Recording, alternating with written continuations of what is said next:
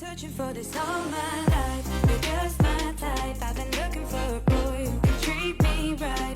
Your dark hair, but those eyes so bright. Hello, and welcome back to Scheananigans. I'm here solo in the studio today. I feel like it's been a couple months since I've done a solo podcast, so I figured we'd have a little moment, ask me anything, and get through as many as I can. I would really love to know how Danny Pellegrino does this. I mean, he has like multiple episodes a week, I feel like, and they're all solo. I don't know. He does a lot of recaps. He does a lot and just, rapid firing into the abyss for hours. It's crazy, amazing. I should probably have him back on the podcast soon to get some tips because when I do these solo ones, I don't take that many breaks. I wonder if he does. I probably should. I tend to be long-winded because I'm just talking to myself. So anyway, I need all of the teas and liquids and all of that to just keep my vocal cords lubricated. This is now the second Friday the 13th of the year, which is crazy because we're only in March. We had that last month. We have it again this month. I'm seeing it as a good luck day. That's what my mom always said because her birthday is on the 13th. So obviously, often it falls on a Friday. And Mercury still retrograding there. So one thing that is so crazy. So I was just researching different astrological things as I like to do during these times. I follow the accounts that talk about, just everything energetically that's happening and whatnot. So I had a very big meeting that was supposed to happen this week. Actually, two. Another one just got rescheduled today. And I was talking to my friend Simon about this, and he was like, look, astrologically, this is not a week that you want to have important meetings. You don't want to be signing contracts. Like there's all of these things this week that you shouldn't be doing. So the fact that not one, but both of my meetings got pushed to just when Mercury is out of retrograde, I'm seeing as a blessing from the universe. And that is one of the things when things are getting pushed, it is just the universe saying, you know what, we're going to give you a little more time to perfect whatever it is that you're doing. So if any of you have been feeling like things have been a little off, like your work or whatever is getting pushed, things aren't happening as quick as you would like them to, just know, trust in the timing. This is all the universe and it's for a greater good. That's what I am telling myself and that's what I believe. So anyways, you guys did send in lots of questions, lots of the same questions. TBD if I will be getting into all of that because I feel like the people who ask these questions maybe don't always listen to the podcast. I'm like, I don't know how many times I've addressed this, the Lala of it all, the last name of it all. It's like you guys just keep asking the same questions on Instagram for the pod. So I want to try and keep it different for those of you who are regular listeners, so you're not hearing me explain why my last name is Shay for the 72nd time. Can we get an update on the EP release and will you be performing anywhere else after Mighty Hoopla? Okay, so the plan is to release the EP on May 8th. I guess May 8th, it's this like fun day in Australia. They call it May. And I don't know, Brock thought that was funny. But that means that it will come out at 9 p.m. Pacific time on my birthday on May 7th.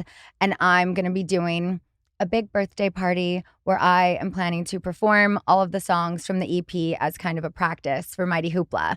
So I do not see that date changing as the festival date is not changing and my birthday is not changing. So May 8th is the plan for the EP and performing anywhere else. Maybe. I did see a comment today. Someone asked if I would open for Jesse Solomon because he's going to be doing a tour and May 11th he's in West Hollywood. Not saying I'm hopping on that by any means, but I just thought that was funny. I will definitely be there though, but likely not on stage. What do you think about doing a tour with some of the other Bravo song girlies like Melissa, Erica, Luann, Kim, Candace, etc.? Honestly, that would be so fun. And I'm kind of surprised we haven't done something like that before. Is that something you guys would want? If so, comment below if you're watching on YouTube because I feel like we do need to do more group Bravo-esque things leading up to BravoCon, because if they're doing BravoCon every other year, and if you're not on a current Bravo show, are you still at BravoCon? Like, you're still fam, but I don't know. So I would be down to do that. If there is a demand for it, then maybe it'll happen. If you could be on any other Bravo show, which one would it be? Ooh, you know what? I would say Southern Hospitality looks like fun. I would come in as more of, the mother of the group, as I'm probably, I don't know, maybe older than Leva. But Charleston, it just looks like such a fun city. Allie is obviously living in Charleston now. I'm supposed to be out there mid-May for my cousin's bachelorette party. I set her up at Republic. So TBD if the timing works out that I'm able to be there as well. But that's where they're all going to be. And I think that'd be fun. So yeah, sure. We'll pick that one.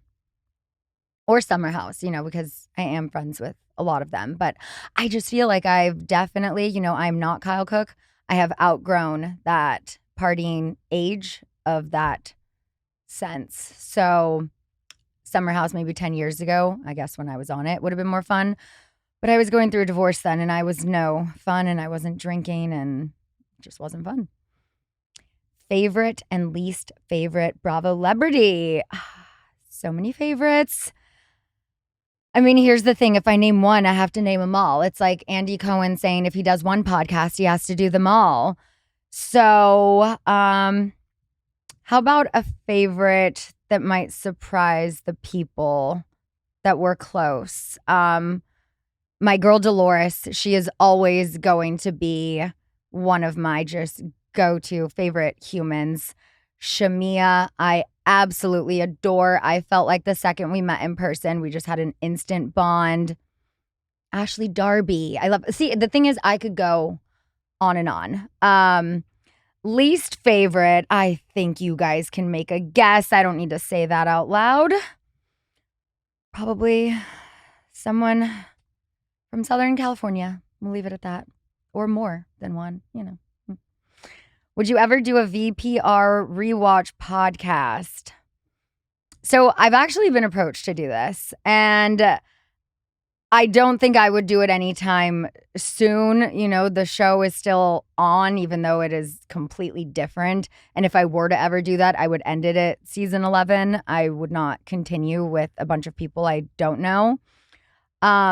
It could be interesting. Also, could be just filled with PTSD for me. So I know right now where I'm at in my life, I am in a very mentally healthy and happy spot that I don't want to go back and watch old relationships and all of that. But I think one day that could be fun with the right co-host.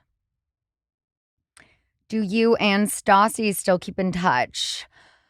Not as much, but recently we were texting because I had a missed call from her, and I thought that was odd. And so instead of calling her back, I texted her. I was literally just boarding an airplane, and I texted her and I was like, hey, I just had a missed call from you. Is everything okay? And I might have even talked about this already on the podcast, but she was like, what? I didn't call you. I screenshot it. I sent it to her. We're going back and forth. Her assistant looks into it more, and it was a hack of some sort. It was fake, where she also had like missed calls from my number. And it was this crazy thing that I guess certain hackers do to get you to call back to confirm that it is that person's phone number.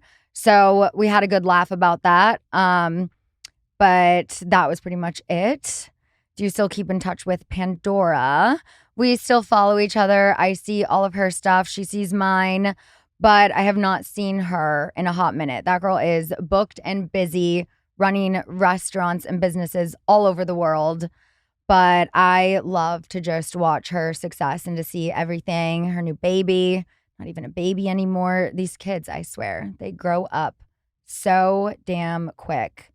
I cannot believe in just a few months, Summer is going to be in kindergarten. Like, I remember when I went to kindergarten. That was a very long time ago. Okay, moving on. Was there anyone on VPR that you had more of a friendship with off camera than what was shown? I think Katie for sure, especially what was it? Season 9. We had a whole rekindling friendship storyline that was not shown. We had a girls' night. Her and I went to Sir. We went out after. There was a night I went over to her house. We just drank wine and got really deep. And there was so much that year that just didn't make it in, didn't go with, the narrative they were telling. But yeah, that is one that I do wish there was more shown because I think then, well, going into season 10, I don't know, maybe that would have been even worse for me because we were reconnecting. And obviously, when she was going through a divorce, I was not as Team Katie as I should have been. And that is a regret of mine. It is one that I have apologized for. I think with her, back in the day, I was very insecure about our friendship. As you can tell, when I was the one who wanted her to reconnect with Stassi, and then once she did, I felt like, oh, well, you don't need me anymore then. And those were all me things. And Katie, and I've said this to her, she is the definition of a ride or die, loyal girl's girl friend. And I wish I realized that more back then because I had an amazing friend right in front of me and my own insecurities blocked me from fully embracing that friendship. So I think on that note, we will take a break and be right back. All right, y'all. I have talked to you about shopping on Revolve numerous times because it is my go-to place for all things. Whether it's, a last minute dinner, I needed something, whether it's festivals, date night, holidays, or I just want a really nice new coat, Revolve is my go-to. I don't like overthinking my outfits. And when I go on a site like Revolve, it just makes it so easy. You can pick the brand, you can filter it. And I am obsessed with all of their looks. Like, when something pops up last minute and you just suddenly need an outfit that just works, that's when I go straight to Revolve because things come so quick. It comes with a return label. It's free to return it if you need to swap out sizes. I've had to do that in the past too. But everything is styled in a way that just actually makes sense. It feels curated, not chaotic. And even if I order multiple options, like I said, the shipping and returns makes it so easy. They also just launched their own label called Revolve LA. And y'all, it's really chic. The silhouettes are strong and modern, very polished, very confident. It's the kind of stuff you put on when you want to look expensive, especially for a dinner or an event where the photos are going to be happening. I just got this new coat. It's like maroon. It has a fur lining. It is so gorgeous. I hate that I live in LA because I don't get to wear it enough and I want to take a trip just so I can wear this new coat. They have styles that look elevated but effortless and it feels expensive without trying. Whether it's a big night out, a wedding, a trip, or you just need something last minute that actually works, Revolve always has it. Go to revolve.com/goodasgold to shop my faves and get 15% off your first order. And definitely check out the new Revolve LA label while you're there. Fast shipping, easy returns. It just makes everything easier. That's revolve.com/goodasgold to shop my faves and get 15% off your first order. Offer ends April 24th, so don't miss out. Spring is upon us. Do you overhaul your wardrobe like me? Because right now, I'm telling you, my closet could use a spring cleaning. And it's like, does the first day of spring to you feel like a new beginning? Does it make you want to reset?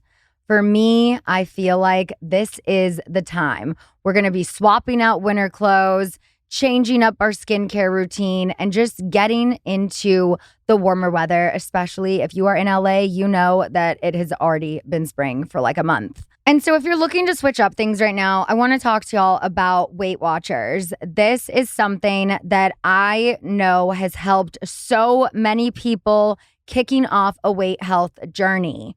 You can hop into a session from your kitchen while you're prepping your dinner or listening during your commute. They make it so easy for you. They have these digital on-demand workshops that are designed to fit your schedule and fit in your real life. Curated experience for literally whatever you're going through. If you need GLP-1 support, managing menopausal weight gain, I mean, they have expert advice from people who have actually been there, so they know what's up. People who attend 3 workshops a month lose more than twice as much weight as those who go it alone. And it's a completely overhauled app experience that's got the support you need to succeed all in one place. Expert guidance. It's not just a tracker, it's a coach in your pocket and a community at your fingertips. Stop the guesswork and start something that works. Join Weight Watchers Core Plus program for the ultimate weight loss support and get better results. Go to weightwatchers.com/goodasgold to get a special offer for our listeners. Again, that's weightwatchers.com/goodasgold for a special offer. All right, we're back to your questions. Do you ever feel like you have shared too much? Always. Yes, absolutely. But here's the thing, with as many cringe moments as I do wish I could take back from being out there are also so many moments that help people feel less alone with the shit they're going through in their own life. So I don't want to say I regret, definitely have some regrets, but with the oversharing, I do not regret that because I know me oversharing my life definitely has helped people. And if I had a good filter to keep from creating all of these cringe moments that will forever haunt me in the VPR vault, that will forever live on Peacock. One, I wouldn't have lasted on reality TV as long if I had that filter. And 2, I wouldn't have been able to talk about things like my postpartum struggles, my OCD, etc. So I know there are so many things that have helped people, and I'm glad I'm an oversharer for that reason alone. Will you try to salvage any old friendships, some that were like family? So I assume you mean Ariana by how that is written. And I know I have addressed this on the podcast, but here's the thing, just kind of like I was saying with Katie, we can't go backwards. I can only work on being the best version of myself and showing up in that way time and time again. And that includes taking inventory of where I have gone wrong in the past and just learning how to navigate better in the present, in the future, how to be a better friend, how to be a bigger girl's girl. And I really feel like I've finally figured it out in my 40 years of life. And, I would hope that over time our paths might grow back towards each other in some way. But I also completely understand why she has boundaries and could be skeptical about fully letting me back into her life. And I know she would need to see real change and growth before even considering that. So I can only hope that my actions and my words moving forward are enough for that, because she went through hell.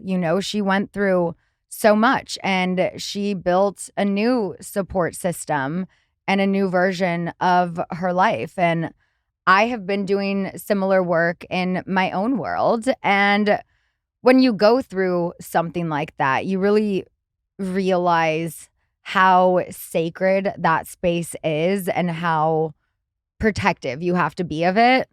So as she has said on Watch What Happens Live, and as I will always say, there is always so much love there. It's such a strong love that is never going to go away. We can text a little here and there, follow each other on social media, be happy for each other. And I can only hope that one day, we are back being a bigger part of each other's lives. I know I would love that. Summer would love that. So, yeah, speaking of missing things, do you miss being on TV? Yes and no. Yes, I miss the platform that I had to be able to share my story and help people. However, I am fully enjoying the peace without it for now. I am not going to be gone forever. I will be back on your TVs, maybe sooner than later. We will see. But speaking of any new shows in the works, I miss you on my TV. Yes, there's always something in the works. Hence the meetings I had this week that got rescheduled. And I know they are rescheduled for the better good, so we can just perfect what we're working on. Did you turn down the Valley because you weren't offered a full-time role? No, I was, as was Brock. And we've already gone into why I turned it down. You can listen to my episode with Alex Baskin for more in depth with that, because I don't want to be repetitive on here for those who have already heard me mention it. Would you accept a guest spot on a show in the NBC family like Law & Order or Chicago Fire? Anything scripted, yes, absolutely. Sign me up. I think that would be so fun, and so fun to play a character that is something different, you know? I mean, I can't really see myself as a firefighter, but sure, why not? Going for some training. And you know what? That is the beautiful thing about acting, is you can always become someone else. You can act until the day you die. There is no age limit on acting. And that is another thing I absolutely love about it, is there's always going to be a role for someone. So a role for me, stay tuned.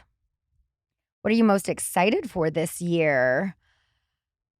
Oh, well, things that I am working on, I am excited to see come to fruition. Just listening to myself, my body, keeping my peace. Looking forward to my daughter going to school, being in kindergarten. She is so excited. And I think just really following my gut and my heart over my brain, my head, because I feel like in the past, you know, my brain tells me, follow the check, follow the money, keep a steady job, when my gut was maybe telling me, I don't know, maybe if you pivot, something else will come to fruition. So right now I am fully following my gut and my heart, and that is why I said no to a full-time role on the Valley. It just didn't feel right. It wasn't the right time. Never say never, but not right now. Are you going to the OCD convention this year? I would love to. It is on my calendar. Unless something big work-wise comes up during those few days, I am fully planning on being in Seattle then. It is a very special weekend for me, my mom, and a couple of my friends who I've now brought into it. And yeah, I really hope that I'm able to be there.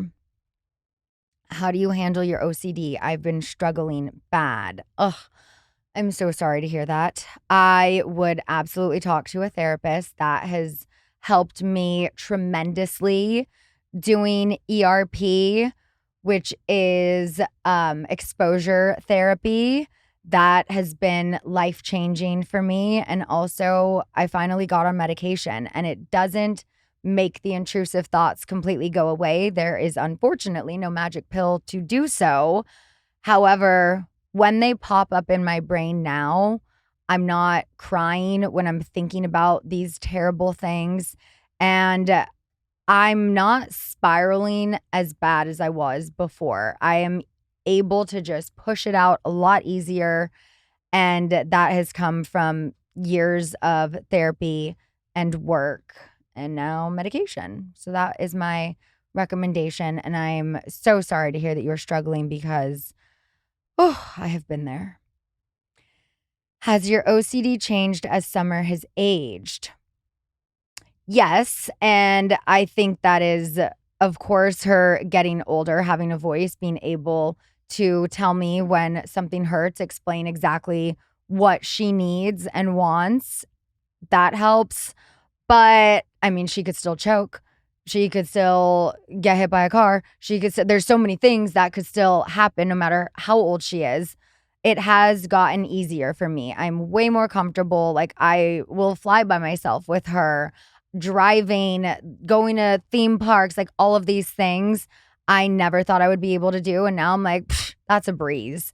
So it definitely has gotten better since she's aged, but I've also been on medication for like a year and a half now. So I think that has really helped as well. How do you differentiate between postpartum OCD and anxiety. I'm 7 months postpartum and struggling.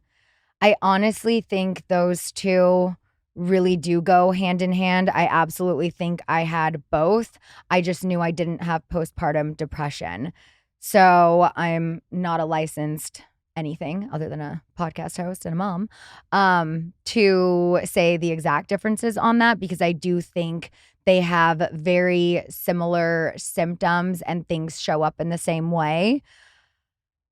My best advice is to speak to a psychiatrist, because, I mean, you can do all the therapy in the world, but not all therapists are licensed psychiatrists who prescribe medication and a proper diagnosis. So I have had to seek psychiatry for all of my proper diagnosis, medication, all of those things. I check in with my psychiatrist. Now it's like every other month, because I feel like I've really gotten a hold on my OCD. I can handle it much better than I could in the past. Before, I was checking in every 3 to 4 weeks, and now I'm like, we could go a couple months. I don't need to talk to you as much because I have my therapist to talk to, and she's not as expensive as my psychiatrist. Emma wants to know best mommy advice for a first-time mom. I'm 3 weeks postpartum. Congratulations. Listen to that mother's instinct. Listen to your gut. I feel like I was so in my head when I had Summer. I was so paranoid about everything. Obviously, I had PPOCD and definitely anxiety. I think that the mother's instinct and your gut feeling, like, you know what your kid needs. You really do. Listen to that. But also, if there are any things that you need to do to alleviate that anxiety, I had Summer in the Nanit breatheware strip until she was like 2.5 years old. It was a little long. I had to extend it with the Velcro strap because she grew out of it, because it only goes up to 24 months. After that, they're like, yo, your kid's fine. But any of the little things you need to do, and ask other mom friends, family, get different pieces of advice, because through different parenting styles, you learn what works for you. And I was so fortunate to have so many friends that were going through the same thing at the same time. And when I would look at some of them and I'm like, oh, wow, this doesn't make you anxious. Like, maybe that shouldn't make me anxious. So having anyone that you can lean on who is already a mom or going through the same stage of raising a baby really helps. What is something you've learned about your mom that has taught you something about yourself? And a follow-up question, what is something unexpected Summer has taught you about yourself? We are all stronger than we think we are. My mom has experienced so much loss. Her parents, 3 brothers, a baby sister, and she is the strongest woman I know. She is so resilient. She is so incredible. And through everything I've also been through, I know that I am a very strong person, and I have to give my mom credit for raising a really strong girl. And I'm trying to do the same with Summer. And she too has taught me that I'm stronger than I think I am. And just when I'm doubting myself as a mom, I look at the amazing child that we are raising and I'm like, no, we're doing a great job. So stronger than I think. Does Brock contribute financially to your marriage? I mean, I think it's no secret I am currently more of the breadwinner, but more than financial, and I've talked about this before, there are so many ways to contribute to a marriage and a family beyond just like, oh, is he splitting the mortgage with me evenly? Right now, no. 6 months from now, maybe. But things ebb and flow. You know, his drive, his passion, and all of the projects he's working on, he is the definition of an entrepreneur. And I know with what he's working on right now and how much headway he has made with this current project, it's going to bring in money. And when it does, it's going to all be worth it. All of the hard work, all of the late nights, all of the decks that he's made, it's all going to pay off. But right now, I don't need him to go out and get a 9-to-5 job to split the mortgage with me. I need him to be available to help take Summer to school, pick her up, be there for her when I need to travel. And we're a partnership. We're a team.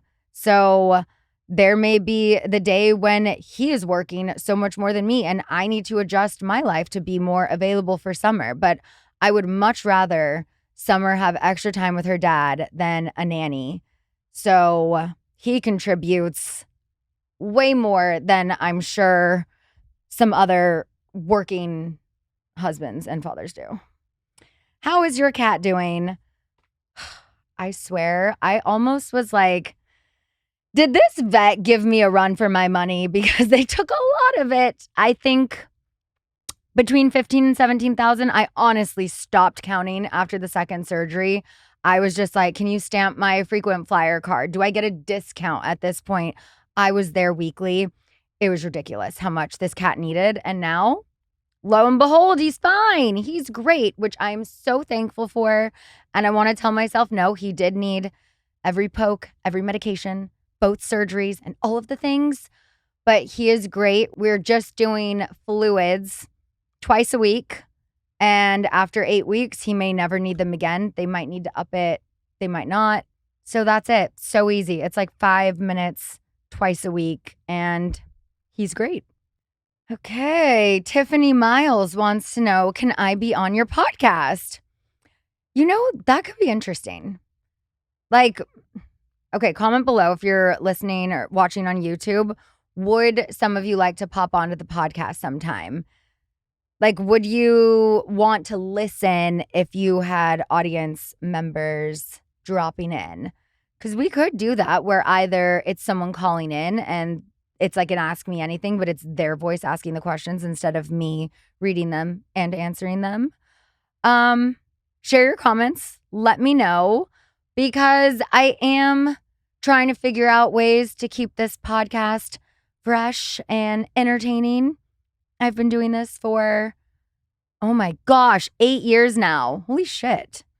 Good on me. Thinking of some certain things I want to do with it. I do want to do a bit of a rebrand soon. Photo shoot, new artwork, maybe a new format.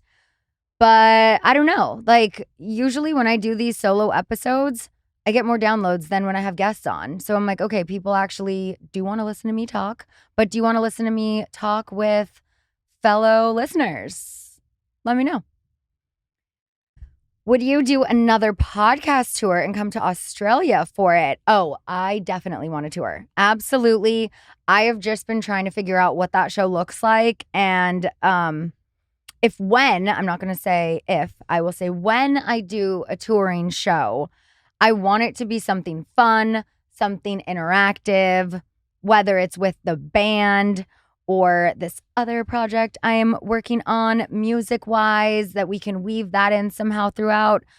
I want it to be a fun show. I don't just want to be on stage talking or interviewing anyone who has come to a Scheana Shay show, whether that is just with the band or on book tour. You know, I like to keep it fun and interactive and entertaining. So I will be touring, just TBD with who and when exactly. All right, only a few more to wrap it up. Enchiladas, red or green? Both. I prefer green with chicken, red with cheese. What is your go-to Tuesday night family dinner? Often it is homemade pasta night. We have done that once this week. We're doing it again tonight. That's kind of our go-to. Cook with the family. Summer and Brock make the noodles from scratch, make the butter from scratch, and now make the sourdough from scratch. Tell me how many of your husbands make sourdough from scratch. So you want to ask how he contributes to the family? He makes good, healthy, nutrient-dense food that fuels our bodies, and he does so much for this family. Teaching Summer how to make sourdough bread from scratch are things that I would never do. I don't have an interest in doing, but she gets so many things from him that I just think are such incredible skills. And he's the best. So I don't really care if I'm covering the mortgage right now because the value he adds to our family is priceless. Jackie says, I'd like to request a VPR cookbook, your recipes, Brittany's, Kristen's vegan things, etc. Ooh, that would be fun, although I'm afraid I wouldn't have much to contribute other than my enchiladas.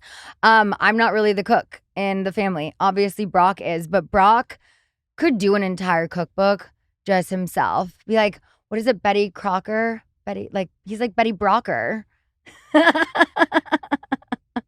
Literally, I was like, honey, you're like a real life trad husband. And he's like, what? I'm like, like the trad wives? He's like, what do you mean? I'm like, you're making your own sourdough. You're like a trad wife, but like a husband. I had to explain what that was, but he loved it. And he enjoys doing this. And he wants us eating the best, healthiest, least processed foods there are. And I'm like, then you got to cook for me. And you know what? He does every day. Can you tell us about the tattoo removal process? Okay, so trigger warning to those watching on YouTube. I'm going to show you. Just to answer a couple questions before I do. Okay, why are you getting them removed? Because you know what? I made some bad decisions when I was 18, 19, 20. And then I made some bad drunk decisions when I was 21, 22, 23. And so 7 of those bad decisions I am choosing to remove. I don't want any color tattoos on my body other than the 2 very special ones that I got for my Puna and Papa who passed away. And those were 2 of the first tattoos I got. My hummingbird, which you saw on, I think, episode 2 of season 1. And my hibiscus flower that I've had since right after my 18th birthday. Those I will keep. I do think that I want to put some fine white lines and shadow it just so they all match. But, okay, trigger warning. Are we ready? I don't know how well you'll be able to see. Zoom in. Let's see.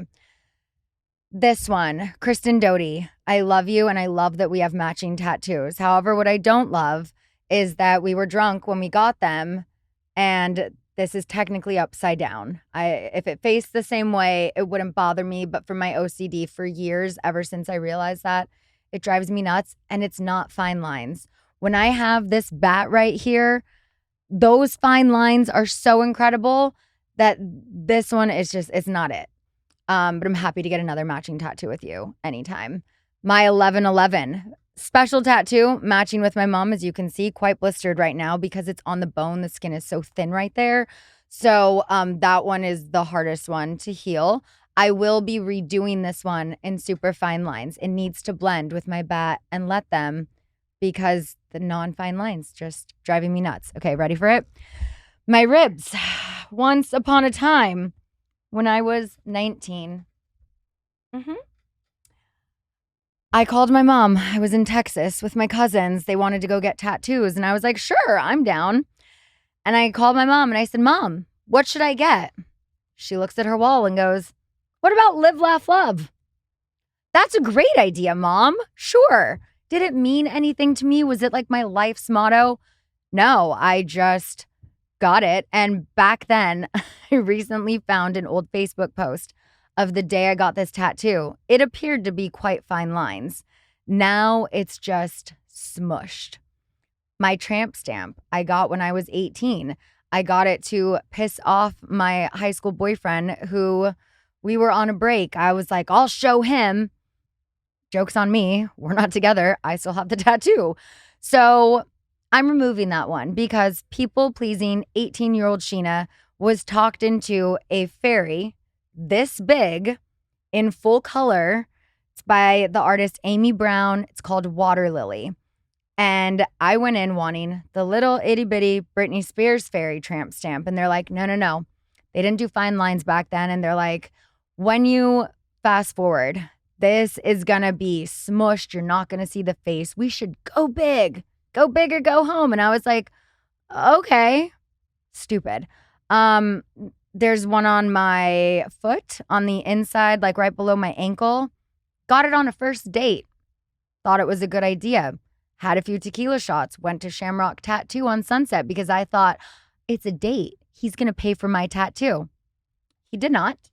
I was stuck with a $300 bill and a painful foot that was so bloody and swollen. The next day I woke up, I had to wear shoes similar to this, Uggs, to work the next day at the cigar lounge. It hurt to walk. It was just, I am a little bit Irish, but I don't need a green shamrock on the inside of my foot. When I do red carpets, there are just so many tacky tattoos on my body, like the one behind my neck. Again, in Texas, drunk with the cousins. I'm like, that one. And they're like, oh, the diamond? I'm like, yeah, but let's make it green so it's an emerald. Stupid. Every time my hair is in an updo. I hate it. So soon enough, they'll be gone. Go to my boy Sean. If you are in LA, it's at Lucy Hart Inc. She is on Ventura and like Laurel Canyon. It's where I got my lip blushing done, where I got my eyebrows microbladed. And he is currently removing all of my tattoos. And they have the best machine that is going to remove them in half the amount of time as normal tattoo removal laser machines. Okay, last two, and then we'll give a Jaxhole. What was your AIM screen name? You guys, it was QT Baby, but it was the number 8 instead of B's, 23. 23 was mine and my boyfriend back then, our anniversary date. QT Baby 23. That was it. If we got a peek into your high school locker, what would it have looked like? God, I wish I remembered. I know I definitely had all the photos taped up. And back then, I don't know if the kids still do it these days, but we would wrap each other's lockers for birthdays. But I definitely had photos taped up in it and don't remember what else. Anyway, thanks for being along this long-winded ride with me. To wrap it up, this week's Jaxhole goes to Timothy Chalamet after the comments he made during a town hall with Matthew McConaughey at the University of Texas at Austin, where he joked that ballet and opera are art forms that no one cares about anymore.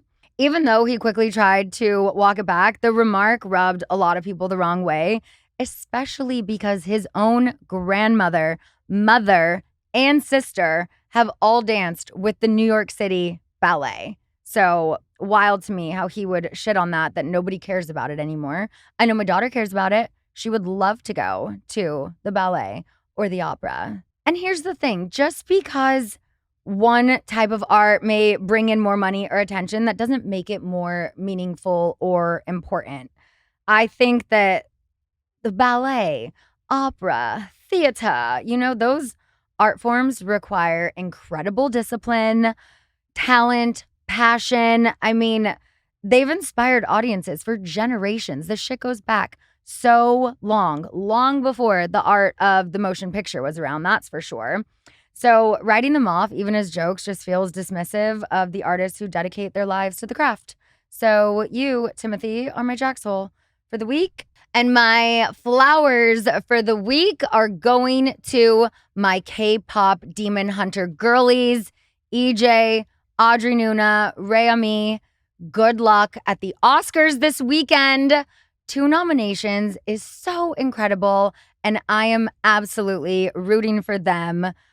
Because, this movie, the music, it took over the whole world. And it has my daughter very excited, learning Korean as we speak. She can say several phrases in Korean, and it's very impressive, I must say. Thank you guys all for listening. And if you haven't gotten a copy of my New York Times best-selling book and audiobook, go check her out. You might learn some things that you didn't know about me and like me a little more or a little less, TBD. But we will be back next week getting into some more shenanigans. We'll see you then.